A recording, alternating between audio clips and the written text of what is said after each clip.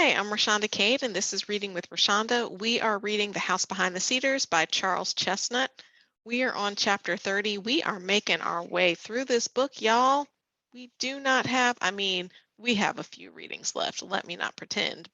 But look, we only have this much left, which means we've read this much. Look at us go. All right, chapter 30, An Unusual Honor. To Rena's high-strung and sensitive nature, already under very great tension from her past experience, the ordeal of the next few days was a severe one. On the one hand, Jeff Wayne's infatuation had rapidly increased in view of her speedy departure. From Mrs. Tryon's remark about Wayne's wife Amanda, and from things Rena had since learned, she had every reason to believe that this wife was living and that Wayne must be aware of the fact. In the light of this knowledge, Wayne's former conduct took on a blacker significance than, upon reflection, she had charitably closed it with after the first flush of indignation. That he had not given up his design to make love to her was quite apparent, and, with Amanda alive, his attentions, always offensive since she had gathered their import, became in her eyes the expression of a villainous purpose of which she could not speak to others, and from which she felt safe only so long as she took proper precautions against it. So when she said make love, she does not mean sex. Back then, make love just was, trying to get with somebody, showing amorous intentions. It could be kissing, but it did not necessarily mean sex. So basically, what Rena is experiencing, she'd never wanted Mr. Wayne affections. She left living in his house so she would be away from him. She learned that he abused his wife, and she learned that his wife is still alive. And so she's like, oh my gosh, I have this creeper talking to me, and his wife is still alive. This is horrible. But she feels stressed out and embarrassed by it and doesn't want to tell anybody anything about what's happening. And I think, one, that's where a lot of people sit, and they get themselves in a place that's not necessarily safe because they don't want to say anything to anybody. And I fear that our friend Rena might be getting herself into a similar situation. Let's keep reading. That he had not given up his design to make love to her was quite apparent. Oh, I already read that part. All right. In a week, her school would be over, and then she would get Elder Johnson or someone else than Wayne to take her back to Patesville. True, she might abandon her school and go at once, but her work would be incomplete, and she would have violated her contract. She would lose her salary for the month, explanations would be necessary, and would not be forthcoming. She might feign sickness. Indeed, it would scarcely be feigning, for she felt far from well. She had never, since her illness, quite recovered her former vigor, but the inconvenience to others would be the same, and her self-sacrifice would have had, at its very first trial, a lame and impotent conclusion. She had as yet no fear of personal violence from Wayne, but under the circumstances, his attentions were an insult. He was evidently bent upon conquest, and vain enough to think he might achieve it by virtue of his personal attractions. If he could have understood how she loathed the sight of his narrow eyes with their puffy lids, the thick tobacco-stained lips, his doubtful teeth, and his unwieldy person, Wayne, a monument of conceit that he was, might have shrunk, even in his own estimation, to something like his real proportions. Clearly, I need to call somebody a monument of, what was it? Hang on, where'd it go? Oh, where was it? I just read it. A monument of conceit. Yes, there are people out there who are monuments of conceit, and I'm going to have to think about them like that. All right, Rena believed that to defend herself from persecution at his hands, it was only necessary that she never let him find her alone. This, however, required constant watchfulness, relying upon his own powers and upon a woman's weakness and aversion to scandal, from which not even the purest may always escape unscathed, and convinced by her former silence that she had nothing serious to fear, Wayne made it a point to be present at every public place where she might be. He assumed in conversation with her, which she could not avoid, and stated to others that she had left his house because of a previous promise to divide the time of her stay between Elder Johnson's house and his own. Oh my gosh. So now he's just lying to save face that he doesn't even necessarily need to be saving. And Chesnutt is telling us repeatedly that Rena thought she was safe if she just stayed away from him. Oh no, the foreshadowing here. And I'm also intrigued by like what power does a woman hold in society and how does race play into that? So let's keep reading. He volunteered to stay between Elder Johnson's. No, he volunteered to teach a class in the Sunday school which Rena conducted at the Colored Methodist Church, and when she remained to service, occupied a seat conspicuously near her own. In addition to these public demonstrations, which it was impossible to escape, or it seemed, with so thick-skinned an individual as Wayne, even to discourage, she was secretly and uncomfortably conscious that she could scarcely stir abroad without the risk of encountering one of two men, each of whom was on the lookout for an opportunity to find her alone. Oh, so on the one hand, she has Wayne, who is a light-skinned Black man, but not as light as she is, and he is repugnant to her in many ways. And then on the other hand, she has Tryon, who is a white man who is also repugnant to her, but whom she used to love. Oh, look at the duality. I'm loving it. The knowledge of Tryon's presence in the vicinity had been almost as much as Rena could bear. To it must be added the consciousness that he too was pursuing her, to what end she could not tell. After his letter to her brother and the feeling therein displayed, she found it necessary to crush once or twice a wild hope that, her secret being still unknown save to a friendly few, he might return and claim her. Now such an outcome would be impossible. He had become engaged to another woman. This in itself would be enough to keep him from her, if it were not an index of a vastly more serious barrier, a proof that he had never loved her. If he had loved her truly, he would never have forgotten her in 3 short months. 3 long months they had heretofore seemed to her, for in them she had lived a lifetime of experience.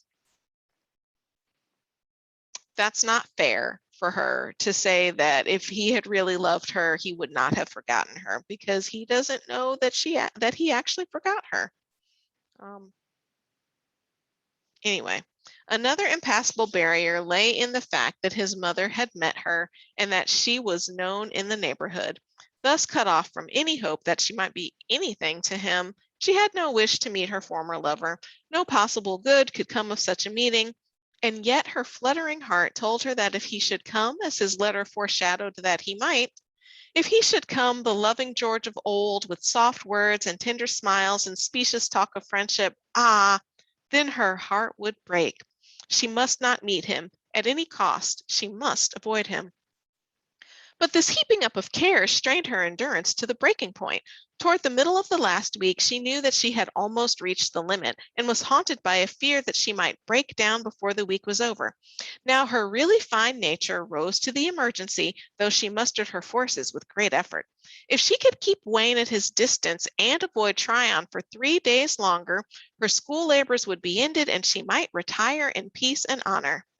But we've read this story before, and we know that that is not how it's going to go down. Let's see what happens. Miss Rena, said Plato to her on Tuesday, ain't about time I was going home with you again. You may go home with me tomorrow, Plato, answered the teacher. After school, Plato met an anxious-eyed young man in the woods a short distance from the schoolhouse. Well, Plato, what news? I's gwine ter see her home tomorrow, Mass George. Tomorrow, replied Tryon. How very unfortunate. I wanted you to go to town tomorrow to make an important message for me. I'm sorry, Plato. You might have earned another $1. To lie is a disgraceful thing, and yet there are times when, to a lover's mind, love dwarfs all ordinary laws.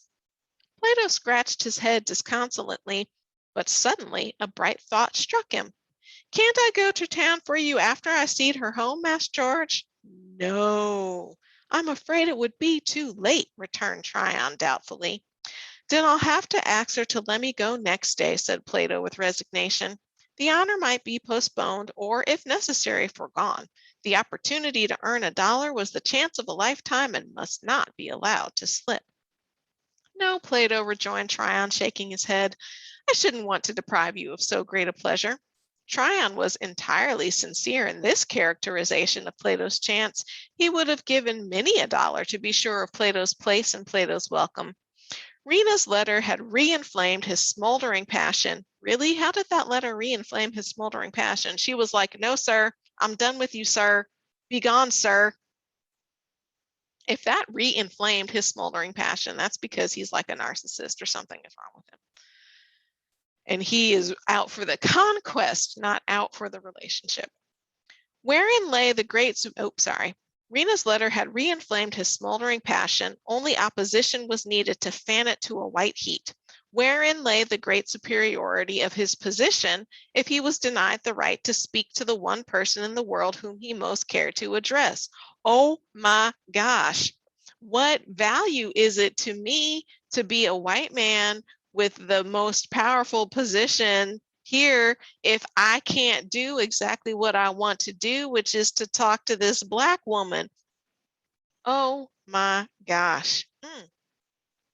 He felt some dim realization of the tyranny of caste when he found it not merely pressing upon an inferior people who had no right to expect anything better, but barring his own way to something he desired. So he was okay with caste when it's pressing down people, but if it gets in the way of what I want, oh, Tryon.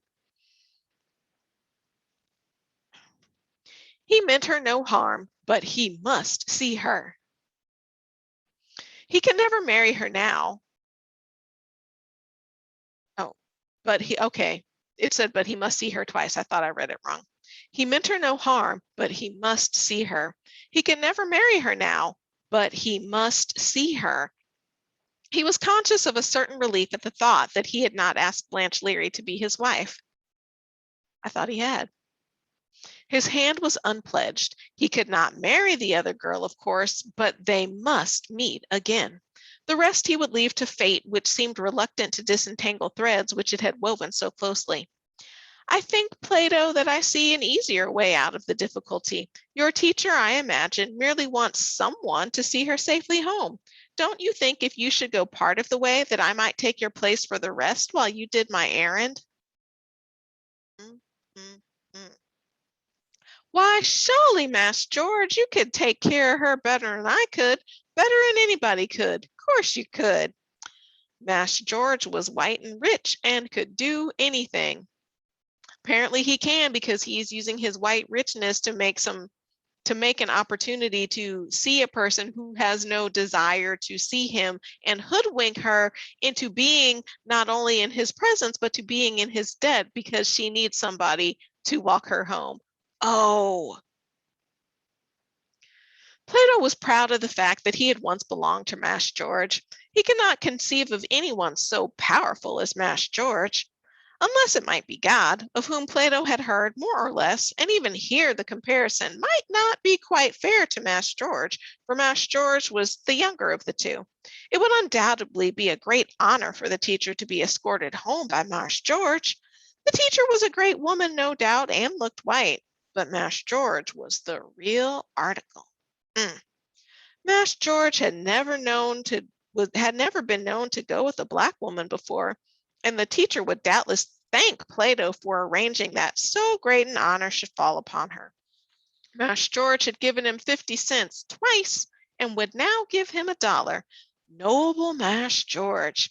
Fortunate teacher, happy Plato. Basically win, win, win. Very well, Plato. I think we can arrange it so that you can kill the 2 rabbits at one shot. Suppose that we go over the road that she will take to go home. They soon arrived at the schoolhouse. School had been out an hour and the clearing was deserted. Plato led the way by the road through the woods to a point where, amid somewhat thick underbrush, another path intersected the road they were following. Now, Plato, said Tryon, pausing here, this would be a good spot for you to leave the teacher and for me to take your place. The path leads to the main road and will take you to town very quickly. I shouldn't say anything to the teacher. I shouldn't say anything to the teacher about it all, but when you and she get here, drop behind and run along this path until you meet me. I'll be waiting a few yards down the road, and then run to town as fast as your legs will carry you. As soon as you are gone, I'll come out and tell the teacher that I've sent you away on an errand and will myself take your place. You shall have $1, and I'll ask her to let you go home with her the next day. But you mustn't say a word about it, Plato, or you won't get the $1, and I'll not ask the teacher to let you go home with her again. All right, Mass George, I ain't going to say no more than if the cat had my tongue. I am livid at this point. Livid, I tell you, but that is the end of chapter 30. Try on. Until next time, I'm Rashonda Cade, and this is Reading with Rashonda.